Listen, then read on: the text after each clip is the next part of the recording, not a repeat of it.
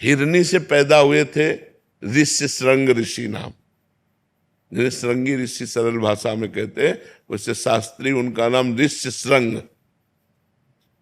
वो हिरनी से पैदा हुए थे, स्त्री से नहीं पैदा हुए थे। विभांडक ऋषि के पुत्र थे।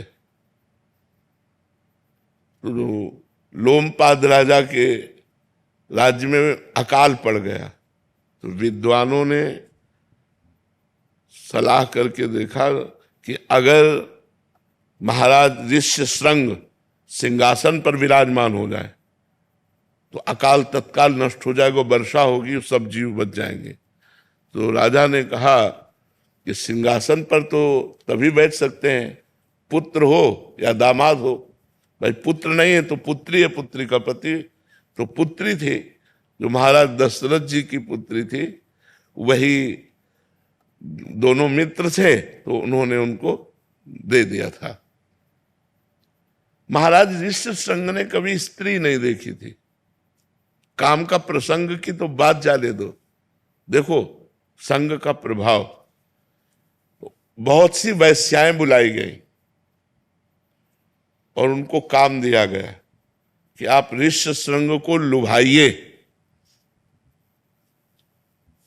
तो सब वैश्याओं ने कहा महाराज आग की ज्वाला में गिरने की बात करते हो, वो महान तपस्वी, उनके पिता महान तपस्वी, हमसे जरा सी त्रुटि हो जाएगी 2 बूंद जल में भस्म कर देंगे, हमारी हिम्मत नहीं है। तो राजा ने कहा संपूर्ण प्रजा की रक्षा के लिए यदि अपने प्राण भी देने पड़े तो हितकर होता है। आप लोग जितना धन चाहेंगे हम देंगे, आप एक बार ऋष्य श्रृंग ऋषि को लुभाइए।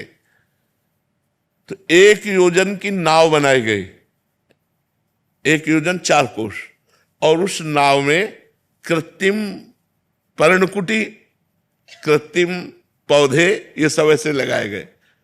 और 9 युवतियां 16, 18, 20 की, 10, 15 ऐसे सब श्रृंगार करके अब वो नाव चली जल में।